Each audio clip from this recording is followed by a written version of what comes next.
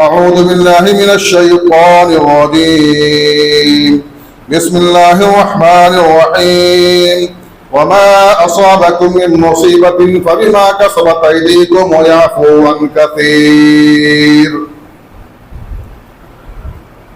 محترم حاضرین جمعہ، بزرگوں، نوجوان دوستوں اور عزیز بچوں،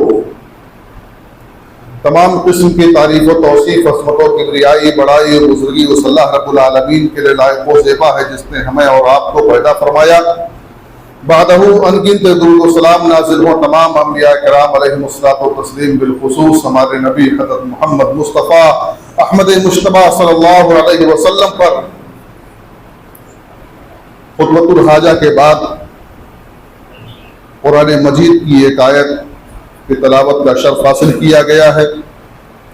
ارادہ ہے کہ اسی آیت کے حوالے سے آپ کے سامنے کچھ گفتگو کی جائے. اللہ رب العالمین ہمیں حق بات کہنے، آپ تمام لوگوں کو سننے، سمجھنے اور ہم تمام لوگوں کو اس پر عمل کی توفیق عطا فرمائے. موجودہ وقت میں ہم گرمی سے پریشان ہیں. گرمی کی شدت اور اس کی حدت اس قدر ہے کہ انسان، جانور اور ان کے علاوہ جتنے بھی حیوانات ہیں سارے کے سارے لوگ پریشان ہیں. ہمارے تالاب سوکھ رہے ہیں، ندی اور نالے تقریباً سوکھ گئے، اور اسی طرح سے ہماری کھیتیاں دم توڑ رہی ہیں.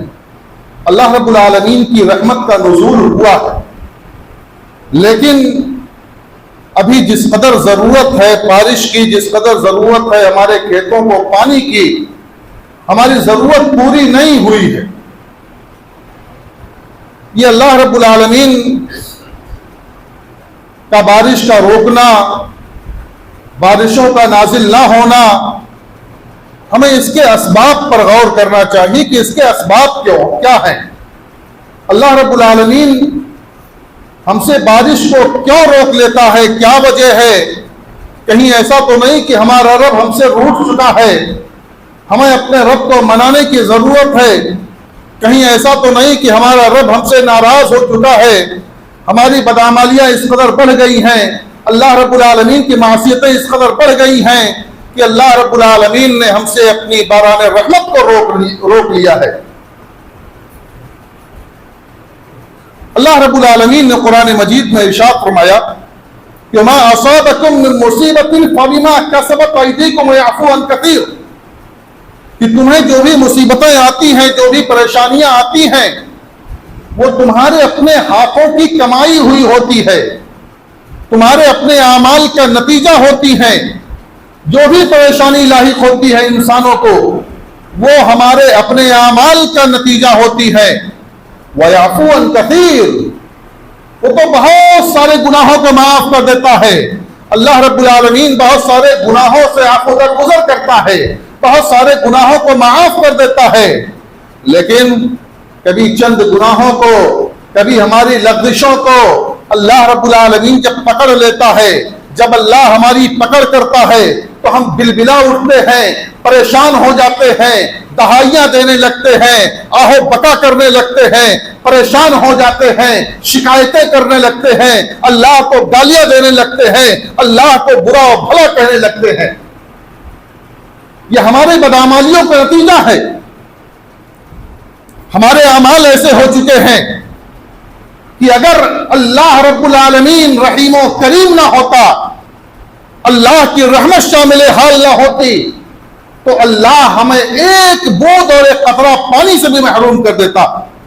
اس قدر جرائم عام ہو چکے ہیں، اس قدر برائیاں ہمارے اندر عام ہو چکی ہیں، ہمارے سماج و معاشرے میں اس قدر برائیاں اس طرح جو پکڑ چکی ہیں کہ اللہ رب العالمین ایک بوند اور ایک قطرہ بارش ہم پر نازل نہ کرتا. لیکن اللہ کی رحمت ہے، اللہ رب العالمین کا کرم ہے، اللہ کا فضل ہے کہ وہ ہمیں اپنی نعمتوں سے نوازتا رہتا ہے. دوسری جگہ اللہ رب العالمین نے فرمایا ظهر الفساد في البر والبحر بما كسبت أيدي الناس ليذيقهم بعض الذي عملوا لعلهم يرجعون. خشکی اور تری میں دونوں جگہوں پر لوگوں کی بدعمالیوں کی وجہ سے فساد پھیل گیا. لوگوں کی بدعمالیوں کی وجہ سے خشکی میں بھی اور تری میں بھی دونوں جگہوں پر فساد پھیل گیا. لِيُذِيقَهُمْ بَعْدَ الَّذِي عَمِلُوا لَعَلَّهُمْ يَرْجِعُونَ, تاکہ اللہ رب العالمین انہیں ان کی بدعمالیوں کا مزہ چکھا دے, ان کے اعمال کا مزہ چکھا دے. اگر انہوں نے اچھے اعمال کیے, اگر انہوں نے بہتر اعمال کیے, اگر بندوں نے اچھے اور بہتر اعمال کیے تو اللہ ان کو اس بدلہ عطا فرماتا ہے, اچھا بدلہ انہیں دیتا ہے. لیکن اگر برائیاں کرتے ہیں, اللہ کی نافرمانیاں کرتے ہیں, اللہ اس کے رسول کی مخالفتیں کرتے ہیں, اس کی سنتوں سے اعراض کرتے ہیں, اللہ کے ذکر سے دوری بنائے ہوئے بیٹھے رہتے ہیں, کتاب و سنت کو پسے پشت ڈال دیتے ہیں, تو ایسی صورت میں اللہ رب العالمین سخت ناراض ہو جاتا ہے اور اپنے قہر سے ہمیں دوچار کر دیتا ہے. اللہ کا قہر ہمارے اوپر ٹوٹ پڑتا ہے, کبھی بارش نہ ہونے کی وجہ سے, کبھی زیادہ بارش ہو جانے کی وجہ سے, کبھی کسی برائی, کبھی کسی بیماری میں مبتلا ہو جانے کی وجہ سے, کبھی وبائی مرض آ جانے کی وجہ سے, طرح طرح سے اللہ رب العالمین ہمیں اپنی آزمائشوں میں مبتلا کرتا رہتا ہے, ہمیں عذاب سے دوچار کرتا رہتا ہے. اس لیے ہمیں اور آپ کو چاہیے کہ ہم ہوش کے ناخن لے لیں اور اللہ رب العالمین کی اس چتاونی پر, اللہ رب العالمین کی اس چتاونی پر ہم اللہ رب العالمین کی چتاونی پر کان رکھیں اور اپنے آپ کو سدھار لیں, اپنے آپ کو کتاب و سنت کے مطابق ڈھال لیں. سورہ عنکبوت میں اللہ رب العالمین نے بڑی تفصیل کے ساتھ عاد و سمود کا, قوم ابراہیم کا, قوم لوط کا, قوم شعیب کا تذکرہ, قارون, فرعون اور حامان کا تذکرہ کرتے ہوئے اللہ رب العالمین نے فرمایا کہ ہم نے ان تمام لوگوں کو, جتنے لوگوں نے اللہ رب العالمین کی نافرمانی کی, سرکشی کی, تمرد کیا, ان تمام لوگوں کو ہم نے ہلاک کر دیا. بعض پر ہم نے سیلاب کے ذریعے سے بعض کو ہلاک کیا, بعض کو پتھریلی ہواؤں کے ذریعے سے ہلاک کیا, بعض کو ہم نے زمین میں دھسا کر کے ہلاک کر دیا. الغرض یہ کہ جتنے لوگوں نے برائیاں کی تھیں, جتنے لوگوں نے اللہ کی معصیتوں کا ارتکاب کیا تھا, جتنے لوگوں نے اللہ رب العالمین کو چیلنج کیا تھا, ان تمام لوگوں کو اللہ رب العالمین نے ہلاک و برباد کر دیا, اس دنیا سے نیست و نابود کر دیا. یہ اللہ کا بڑا کرم ہے اور امت محمدیہ کی خصوصیت ہے کہ اللہ رب العالمین اس پر عمومی عذاب نہیں بھیجتا ہے. یہ اللہ کا بڑا رحم ہے, اللہ کا بڑا کرم ہے کہ ہمیں اس کی رحمت اور اس کے فضل کی بنیاد پر بہت ساری نعمتیں حاصل ہو جایا کرتی ہیں. ہمارا اس دنیا میں وجود ہی ہمارے لیے کافی ہے اور اللہ رب العالمین کی رحمت ہمارے شامل حال ہے. اللہ کے نبی صلی اللہ علیہ وسلم نے مہاجرین کی جماعت کو مخاطب کر کے فرمایا تھا کہ اے مہاجرین کی جماعت, تمہیں 5 چیزیں ملیں گی اور تم ان 5 چیزوں میں مبتلا ہو کر کے رہو گے, اور میں اللہ رب العالمین سے دعا کرتا ہوں, میں ان تمام چیزوں سے اللہ کی پناہ مانگتا ہوں کہ تمہیں ملیں, لیکن تم اس میں مبتلا ہو کر کے رہو گے. سب سے پہلی چیز حضرت عبداللہ بن عمر رضی اللہ تعالی عنہما کی روایت کو کہتے ہیں کہ اللہ کے نبی صلی اللہ علیہ وسلم نے فرمایا کہ لم تظہر الفاحشة في قوم قط حتى يعلنوا بها الا فشا فيهم الطاعون والاوجاع التي لم تكن مست في اسلافهم الذين مضوا. اللہ کے نبی صلی اللہ علیہ وسلم نے فرمایا کہ جب کسی قوم میں بے حیائی عام ہو جاتی ہے, زناکاریاں عام ہو جاتی ہیں, لوگ بے حیا ہو جاتے ہیں, نہ اپنی زبان کا کوئی پاس و لحاظ ہوتا ہے، نہ اپنی عزت و آبرو کا کوئی پاس و لحاظ ہوتا ہے۔ جو زبان پر آ جائے اس کو بول دیا جاتا ہے۔ جو ہم اب کسی دوسرے کی عزت اچھالیں یا ہماری عزت اچھالی جائے، ہماری پگڑی اتاری جائے، کچھ نہیں، کوئی خیال نہیں ہوتا ہے۔ جب بے حیائی چرم سیما پر آ جائے، جب بے حیائی حدود کو پار کرنے لگے، تو اللہ کے نبی صلی اللہ علیہ وسلم نے فرمایا کہ ان میں طاعون اور اس جیسی بیماریاں پیدا ہو جاتی ہیں کہ ان کے اسلاف نے بھی، ان کے بزرگوں نے، ان کے گزرے ہوئے لوگوں نے وہ برائی نہیں دیکھی تھی، یہاں تک کہ اس کا نام بھی نہیں سنا تھا، اس کے نام سے بھی واقف نہیں تھے۔ ان کے اسلاف میں، ان کے بزرگوں میں، ان کے پہلے لوگوں میں وہ برائیاں نہیں پائی جاتی تھی، وہ بیماریاں نہیں پائی جاتی تھی۔ آج طرح طرح کی بیماریاں ہمارے اندر پیدا ہو رہی ہیں، وبائی امراض پیدا ہو رہے ہیں۔ ابھی ہم کورونا سے نکلے، کورونا کے بعد بے شمار وبائی امراض ہمارے سماج و معاشرے میں داخل ہو رہی ہیں، اور ہم اس کا لقمہ بن رہے ہیں۔ کہیں ایسا تو نہیں کہ یہ بیماریاں، یہ امراض انہی بے حیائیوں، انہی زناکاریوں کا پیش خیمہ ہو؟ یہ زناکاری، یہ بے حیائی جب یہ عام ہو جاتی ہے تو اللہ رب العالمین بھی اپنے عذاب کو حلال کر دیتا ہے۔ اللہ کا عذاب ایسے لوگوں پر حلال ہو جاتا ہے۔ اللہ کے نبی صلی اللہ علیہ وسلم نے فرمایا، حضرت عبداللہ بن مسعود رضی اللہ تعالیٰ عنہ روایت کرتے ہیں، وہ کہتے ہیں کہ اللہ کے نبی صلی اللہ علیہ وسلم نے فرمایا کہ ما ظہر فی قوم الزنا والربا الا حلوا بانفسهم عتاب اللہ، کہ جب کسی قوم میں زناکاری، بدکاری، بے حیائی اور سود کا لین دین، سود کا چلن ہو جائے، سودی کاروبار لوگ کرنے لگیں، تو اللہ رب العالمین اپنے عذاب کو ان پر مسلط کر دیتا ہے، اللہ ان پر اپنے عذاب کو حلال کر دیتا ہے، اللہ ان پر اپنے عذاب کو حلال کر دیتا ہے۔ معلوم ہوا کہ جب بیماریاں، جب برائیاں ہمارے اندر پیدا ہوتی ہیں، بے حیائی پیدا ہوتی ہے، زناکاری، بدکاری اور اس کے علاوہ جتنی بھی برائیاں اس طرح کی ہیں، اس قبیل کی ہیں، جب ہمارے سماج اور معاشرے کا حصہ بنتی ہیں تو اللہ کا عذاب ہمارے اوپر آ جاتا ہے، اللہ کے عذاب سے ہم دوچار ہو جاتے ہیں۔ اور اس کے بعد اللہ کے نبی صلی اللہ علیہ وسلم نے اس حدیث میں فرمایا، پہلی چیز کا ذکر کیا اور دوسری چیز کا اللہ کے نبی صلی اللہ علیہ وسلم نے ذکر کیا کہ وَلَمْ يَنْقُصُوا الْمِكْيَالَ وَالْمِيزَانَ إِلَّا أُخِذُوا بِالسِّنِينَ وَشِدَّةِ الْمَؤُونَ وَجَوْرِ السُّلْطَانِ،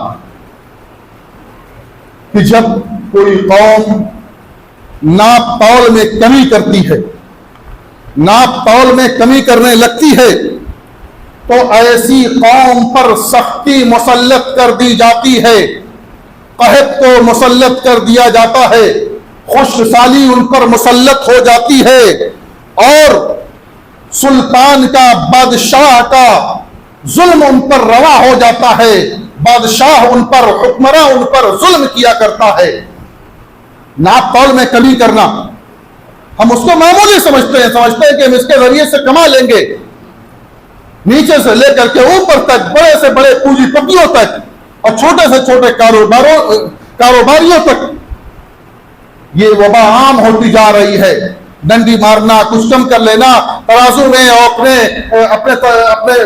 ناپنے اور تولنے کے آلے میں کچھ ایسی تکنیک لگا لینا کہ جس سے وزن کم ہو جائے یا وزن دینے والا وزن زیادہ ہو جائے، یہ عام ہوتی جا رہی ہے یہ بیماری، یہ برائی۔ جب یہ بیماری عام ہو جائے گی، اللہ کے عذاب کا سوٹا ہمارے اوپر برس پڑے گا، اللہ ہمارے اوپر عذاب نازل کر دے گا، اللہ ہم کو قحط سے دوچار کر دے گا، اللہ ہمیں اپنے عذاب سے دوچار کرے گا۔ حضرت شعیب علیہ السلام کی قوم جو شرک میں ڈوبی ہوئی تھی اور اس کے ساتھ ساتھ کئی برائیاں ان کے اندر پائی جا رہی تھی، حضرت شعیب نے ان کو بہت سمجھایا، بہت بجھایا، اور بڑی فصیح و بلیغ انداز میں انہوں نے سمجھایا۔ فصاحت و بلاغت ان کا خاصہ تھا، بڑی ہی فصیح و بلیغ گفتگو کیا کرتے تھے، بڑی من موہ لینے والی گفتگو کیا کرتے تھے. لیکن وہ کمبختے، انہوں نے حضرت شعیب کی بات نہیں سنی. ان کے اندر بہت ساری خرابیوں کے باوجود خرابیوں کے ساتھ ساتھ ایک بہت بڑی خرابی یہ تھی کہ وہ ناپ تول میں کمی کیا کرتے تھے، ناپ تول میں کمی کیا کرتے تھے. اور اس کی وجہ سے اللہ رب العالمین نے ان پر ایسا عذاب بھیج دیا کہ وہ اس دنیا سے ملیا میٹ ہو گئے، اس دنیا سے نیست و نابود ہو گئے، قیامت تک کے لیے ان کا نام و نشان مٹ گیا. صرف اسی بنیاد پر کہ وہ ناپ تول میں کمی کیا کرتے تھے. اس لیے ہمیں بھی اور آپ کو بھی چاہیے کہ ہم ناپ اور تول میں کمی کرنے سے بچائیں. صحیح ناپ اور تول کر کے، صحیح ناپ کر کے، صحیح تول کر کے دیں، اور صحیح ناپ اور تول کے ذریعے سے ہمیں لینا ہے تو لیں. اللہ رب العالمین نے سورہ مطففین میں فرمایا وَيْلٌ لِّلْمُطَّفِّفِينَ الَّذِينَ إِذَا اكْتَالُوا عَلَى النَّاسِ يَسْتَوْفُونَ وَإِذَا كَالُوهُمْ أَوْ وَزَنُوهُمْ يُخْسِرُونَ. ویل ہے، ہلاکت ہو، بربادی ہو، ویل جہنم کا ایک طبقہ ہے ان لوگوں کے لیے جو ناپ تول میں کمی کرتے ہیں. وَيْلٌ لِّلْمُطَفِّفِينَ، ہلاکت ہو، بربادی ہو، جہنم کا حصہ ہو ان لوگوں کے لیے جو ناپ تول میں کمی کرتے ہیں. جب وہ ناپ کر یا تول کر کے کسی سے لیتے ہیں تو پورا پورا لیتے ہیں، اور جب وہ کسی کو دیتے ہیں ناپ کر کے یا تول کر کے دیتے ہیں تو کم کر کے دیتے ہیں، الٹی سے یہی سے ناپتے ہیں. حالات کیا ہوتے ہیں ایسے لوگوں کے؟ ایسے لوگ زمین کے اندر دھسا دیے جاتے ہیں، عبرت کا نشان ہو جاتے ہیں. جنہوں نے بھی ایسا کیا اللہ رب العالمین نے بہت دنوں تک ان کو برداشت نہیں کیا، ایسے لوگوں کو زمین میں دھسا دیا، یا ان پر سخت سے سخت سزائیں ان کو اللہ رب العالمین نے دے دی. اور اس کے بعد پھر اللہ رب العالمین نے فرمایا، تیسری بات اللہ کے نبی صلی اللہ علیہ وسلم نے فرمائی کہ وَلَمْ يَمْنَعُوا زَكَاةَ أَمْوَالِهِمْ إِلَّا مُنِعُوا الْقَطْرَ مِنَ السَّمَاءِ وَلَوْلَا الْبَهَائِمْ لَمْ يُنْفَرُوا. کہ جو زکوٰۃ کو روک لیتے ہیں، زکوٰۃ کی ادائیگی نہیں کرتے ہیں، اپنے مالوں میں واجبی زکوٰۃ کو نہیں دیتے ہیں، اپنے کھیتوں میں پیدا ہونے والے اناج میں، غلوں میں عشر نہیں نکالتے ہیں، جو اللہ رب العالمین نے واجبی حق رکھا ہے اس کو ادا نہیں کرتے ہیں، تو ایسے لوگوں پر اللہ رب العالمین بارش کو روک لیتا ہے. بارش ایسے لوگوں پر رک جاتی ہے. اگر چوپائے نہ ہو، اگر پرندے نہ ہو تو اللہ رب العالمین بارش کا ایک قطرہ بھی ہمارے اوپر نازل نہ کرے. چوپایوں کی وجہ سے، چوپایوں کی بدولت، جانوروں کی بدولت ہمیں پانی مل جاتا ہے، ورنہ ہمارے اعمال ایسے ہیں کہ اللہ ہمیں ایک ایک بوند اور ایک ایک قطرے پانی سے ہم کو محروم کر دے، ایک ایک بوند پانی کو ہم ترس جائیں. لیکن چوپایوں کی وجہ سے، چوپایوں کی بدولت اللہ رب العالمین ہمیں پانی سے نواز دے رہا ہے. آج ہماری بدعملیاں بڑھتی جا رہی ہیں. یہ ارکان خمسہ ہو یا ارکان اسلام ہو یا ارکان ایمان ہو، اس کا جنازہ نکلتا جا رہا ہے. توحید پر گفتگو کوئی کرنا ہی نہیں چاہتا ہے. توحید پر گفتگو کی جاتی ہے، نہیں مولانا اختلاف ہو جائے گا، توحید پر گفتگو نہ کیجئے، شرک کی مذمت نہ بیان کیجئے، شرک کی برائیوں کو نہ بیان کیجئے، بدعات و خرافات کو نہ بیان کیجئے، لوگ ناراض ہو جائیں گے. اللہ کے نبی صلی اللہ علیہ وسلم سے بھی لوگ ناراض ہوئے. اور کس بنیاد پر؟ توحید کی بنیاد پر. توحید کی بنیاد پر وہی قوم جو اللہ کے نبی صلی اللہ علیہ وسلم پر جان چھڑکتی تھی، اللہ کے نبی صلی اللہ علیہ وسلم کو الصادق الامین کے لقب سے ملقب کیا کرتی تھی، آپ کے ہر فیصلے کو تسلیم کرتی تھی، آپ کے ہر حکم کے سامنے اپنے سر تسلیم کو خم کیا کرتی تھی. لیکن جب آپ نے توحید کی دعوت دی، توحید کے غلغلے کو بلند کیا، وہ قوم دشمن ہو گئی. تو ہمیں دشمنی سے نہیں ڈرنا ہے، کسی کے عناد سے نہیں ڈرنا ہے، حق بات کو کہنا ہے، اللہ کی وحدانیت کا، علانیہ طور پر اعلان کرنا ہے، اللہ کی وحدانیت کا اعلان کیا جائے، اور جتنی بھی شرک کی مذمت کی جائے کم ہے، بدعات کی مذمت بیان کی جائے کہ بدعات کی مذمت ہے، اور سنت کی اہمیت کو بیان کیا جائے لوگوں کے سامنے۔ یہ نشہ نہیں ہونا چاہیے، یہ فکر نہیں ہونی چاہیے۔ بہرحال میں کہہ رہا تھا کہ ارکان اسلام کا جنازہ ہمارے یہاں سے نکلتا جا رہا ہے، توحید ہمارے یہاں سے غائب ہوتی جا رہی ہے، ہمارے یہاں سے نمازیں غائب ہوتی جا رہی ہیں، روزے ہم مجبوراً رکھ لیتے ہیں یا سماج و معاشرے کے ڈر اور خوف سے رکھ لیتے ہیں، اور پھیرا پھیری کرتے ہیں زکوٰۃ کی ادائیگی میں۔ زکوٰۃ نہ دینا پڑے، ہمارے پاس تو اتنے ہی مال ہے، ہم اتنے مقروض ہیں، ہم اتنے فلاں ہیں، ہم اتنے فلاں ہیں، یہ سارے ہیلے اور بہانے کیے جاتے ہیں۔ یہ سارے ہیلے اور بہانے کام نہیں آئیں گے اگر ہمارے اوپر زکوٰۃ واجب ہے، زکوٰۃ فرض ہے تو ہمیں اور آپ کو اس کو ادا کرنا ہے، اس کو دینا ہے، یہ ہمارے اوپر واجب ہے۔ اور اگر ہم نہیں دیں گے تو ایسی صورت میں ہم اللہ کے عذاب کا انتظار کریں۔ حضرت ابوبکر صدیق رضی اللہ تعالیٰ عنہ جب خلیفہ بنائے گئے تو بہت سارے لوگوں نے زکوٰۃ کا انکار کر دیا۔ حضرت ابوبکر صدیق رضی اللہ تعالیٰ عنہ نے بڑا سخت موقف اختیار کیا، بڑے رقیق القلب تھے، بڑے نرم دل تھے، لیکن بہت ہی سخت موقف اختیار کیا اور کہا کہ جو اللہ کے رسول صلی اللہ علیہ وسلم کے زمانے میں ایک رسی بھی زکوٰۃ کے طور پر دیا کرتا تھا، اگر وہ زکوٰۃ کے طور پر نہیں دے گا تو میں اس سے جنگ کا اعلان کرتا ہوں، اعلان جنگ کرتا ہوں۔ اللہ کے نبی نے اعلان جنگ کیا ہے ایسے لوگوں سے جو زکوٰۃ کی ادائیگی نہیں کرتے ہیں۔ اور صرف یہی نہیں، آپ سورہ قلم کو اٹھا کر کے دیکھ لیجیے، اِنَّا بَلَوْنَاهُمْ كَمَا بَلَوْنَا أَصْحَابَ الْجَنَّةِ إِذْ أَقْسَمُوا لَيَصْرِمُنَّهَا مُصْبِحِينَ وَلَا يَسْتَثْنُونَ فَطَافَ عَلَيْهَا طَائِفٌ مِّن رَّبِّكَ وَهُمْ نَائِمُونَ کہ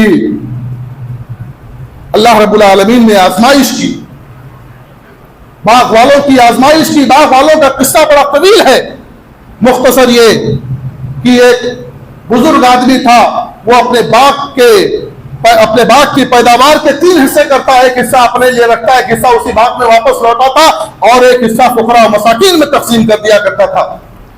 لیکن جب اس کے بچے اس کے مال کے وارث ہوئے، اس کا انتقال ہو گیا، تو کہا میرا باپ تو بڑا بیوقوف تھا، ہم ایسا نہیں کریں گے، ہم سارا مال اپنے لیے رکھیں گے، ہم کسی فقیر اور مسکین کو نہیں دیں گے، اس میں کسی فقیر اور مسکین کا حق نہیں ہے، سارا کا سارا مال ہمارا ہے۔ ہمارا باپ بڑا بیوقوف کو تقسیم کر دیا کرتا تھا۔ لیکن اللہ رب العالمین آگے آگے چلتا ہے، اللہ نے فرمایا فَطَافَ عَلَيْهَا طَائِفٌ مِّن رَّبِّكَ وَهُمْ نَائِمُونَ، ایک چکر لگانے والی نے چکر لگایا تمہارے رب کی جانب سے اس حال میں کہ وہ سوئے ہوئے تھے، فَأَصْبَحَتْ كَالصَّرِيمِ، اور وہ باغ کٹی ہوئی کھیتی کے مانند ہو گیا، ایسا لگ رہا تھا کہ وہ باغ کٹ چکا ہے، ایک دم بالکل چٹیل میدان، صاف ستھرا بالکل۔ وہاں پہنچے ہم تو راستہ بھٹک گئے، دوسری جگہ پر آ گئے ہیں، باغ یہ ہمارا نہیں ہے، یہ ہم راستہ بھٹک گئے ہیں، دوسری جگہ آ گئے ہیں، ہمارا باغ کہیں اور ہے۔ یہ اللہ رب العالمین نے ہمارے باغ کو، ان لوگوں کے باغ کو ختم کر دیا۔ کیوں؟ ان لوگوں نے مسکینوں کا حق ادا کرنے سے، مسکینوں کا حق دینے سے انہوں نے اپنے آپ کو روک لیا تھا۔ ہمیں اور آپ کو چاہیے کہ ہم جن کے جو حقوق ہیں ان حقوق کو کریں۔ اسی طرح سے اللہ کے نبی صلی اللہ علیہ وسلم نے چوتھی بات یہ کہی ہے کہ جو اللہ اور اس کے رسول صلی اللہ علیہ وسلم کے عہد کی پامالی کرتے ہیں، اللہ اس کے رسول صلی اللہ علیہ وسلم کے عہد کو توڑتے ہیں، تو اللہ رب العالمین ایسے لوگوں پر دوسری قوم سے دشمنوں کو مسلط کر دیتا ہے۔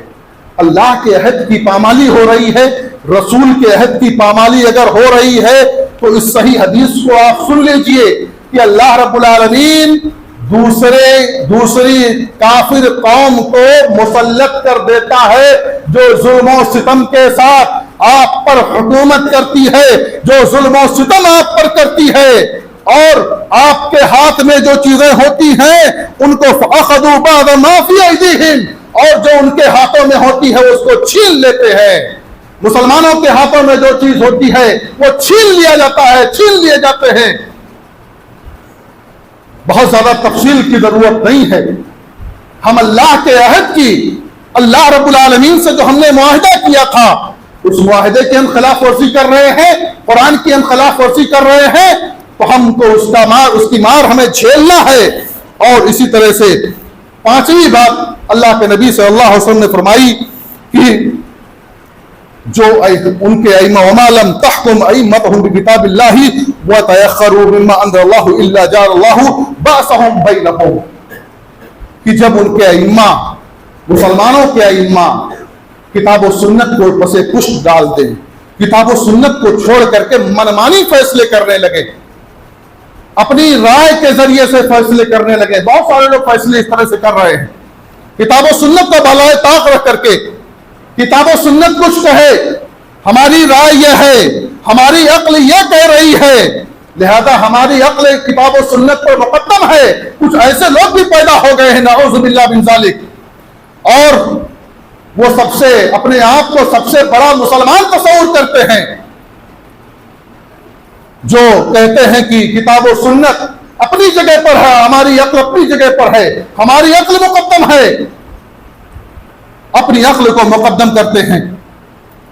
تو ایسی صورت میں اگر کسی نے اللہ اور اس کے رسول کے خلاف فیصلہ کیا، اللہ اور اس کے رسول کے بتائے ہوئے طریقے کے مطابق فیصلہ نہیں کیا، ان کی مرضی کے مطابق فیصلہ نہیں کیا، ان کے خلاف فیصلہ کیا، تو اللہ کے نبی صلی اللہ علیہ وسلم کی حدیث کے مطابق کہ اللہ رب العالمین ایسے لوگوں پر سختی کو مسلط کر دے، ایسے لوگوں پر اللہ رب العالمین آپسی دشمنی پیدا کر دیتا ہے کہ وہ آپس میں دشمنی کر لیتے ہیں، یعنی خانہ جنگی میں مبتلا ہو جاتے ہیں۔ وہ فلاں فلاں کے ساتھ، فلاں فلاں کے ساتھ، فلاں فلاں کے ساتھ، یہ آپس میں لوگ لڑنے لگتے ہیں، آپس میں لوگ پریشان ہونے لگتے ہیں۔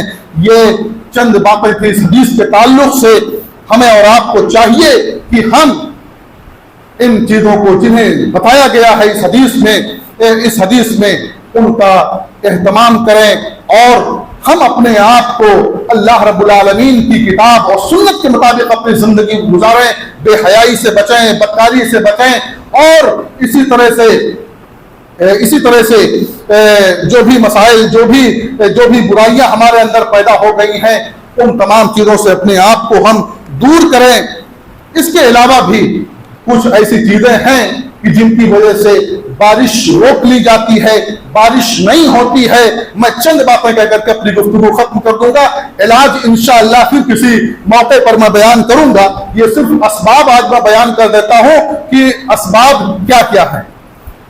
اللہ کے ذکر سے اگر کوئی دور ہو جاتا ہے، اللہ کا ذکر نہیں کرتا ہے، اللہ کو یاد نہیں کرتا ہے، تو ایسی صورت میں اللہ رب العالمین ان کو چھوڑ دیتا ہے۔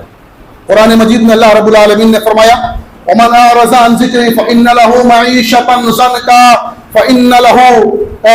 وَمَنْ أَعْرَضَ عَنْ ذِكْرِي فَإِنَّ لَهُ مَعِيشَةً ضَنْكًا وَنَحْشُرُهُ يَوْمَ الْقِيَامَةِ أَعْمَى، کہ جو میرے ذکر سے اعراض کرے گا، جو میرے ذکر سے منہ موڑے گا، جو مجھے یاد نہیں کرے گا، تو ایسے لوگوں کی معیشت کو ہم تنگ کر دیں گے۔ زندگی جیسے گزرتی ہے ان کے گزران کو ہم تنگ کر دیں گے، ان کی روزی کو ہم تنگ کر دیں گے، اور ہم قیامت کے دن ایسے لوگوں کو اندھا کر کے اٹھائیں گے۔ وَنَحْشُرُهُ يَوْمَ الْقِيَامَةِ أَعْمَى، اور قیامت کے روز ہم ایسے لوگوں کو اندھا کر کے اٹھائیں گے جو ہماری ذکر سے غافل ہو گئے ہیں۔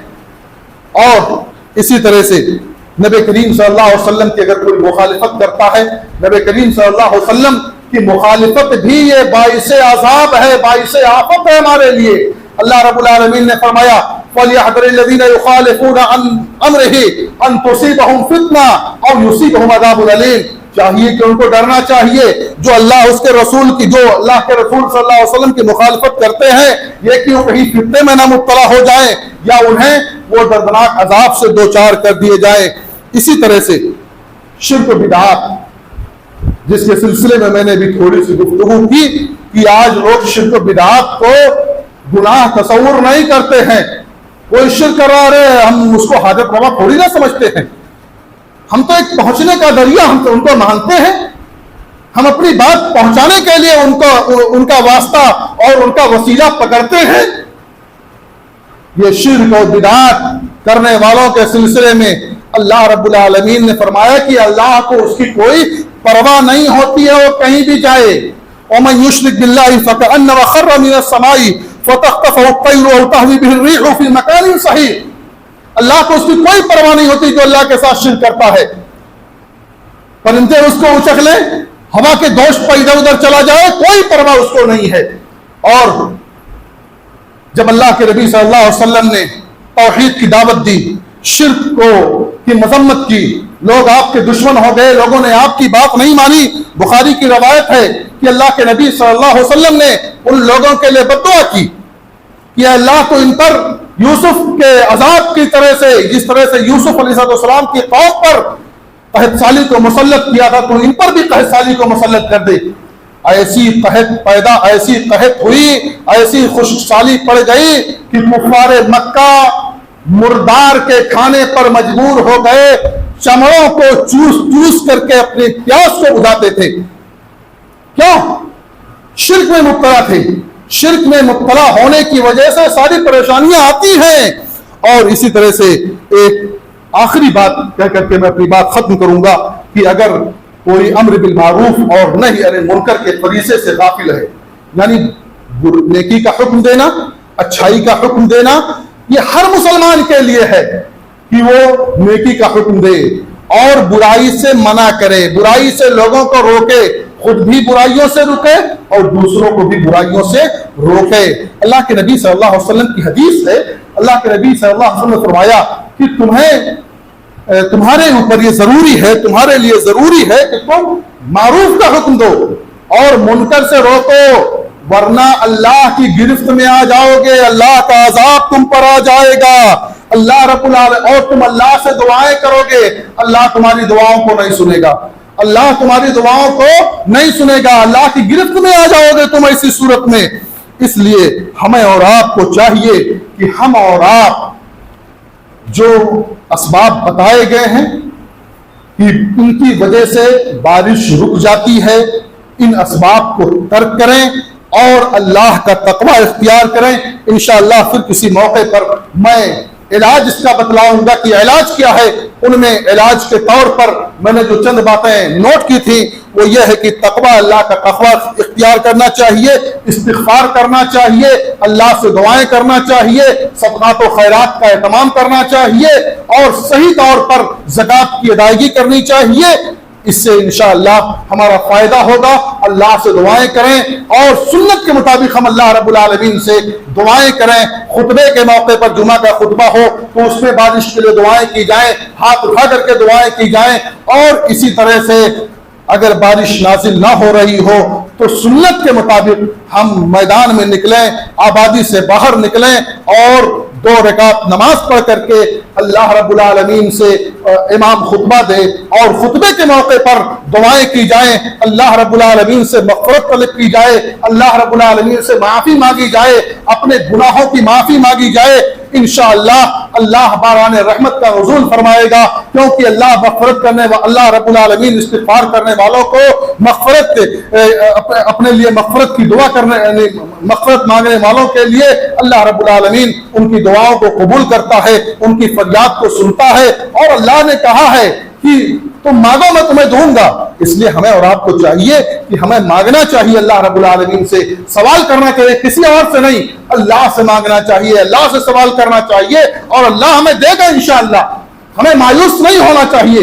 لا تقنطوا من رحمت اللہ، اللہ کی رحمت سے مایوس نہ ہو، اللہ کی رحمت سے نا امید نہ ہو. اللہ رب العالمین کی رحمت سے نا امید نہیں ہونا چاہیے، ہمیں مانگنا چاہیے. اللہ رب العالمین ہمیں قحط جیسے حالات سے جو ہم دوچار ہیں، اللہ رب العالمین تو اس قحط کو دور کر دے. اللہ رب العالمین ہمارے اوپر بارش کا نزول فرما دے. اللہ رب العالمین تو ہم تمام لوگوں کی پریشانیوں کو دور کر دے. اللہ رب العالمین ہمارے حالات کو درست کر دے. اللہ رب العالمین ہماری کھیتیوں کو سیراب کر دے. آمین. تقبل یا رب العالمین.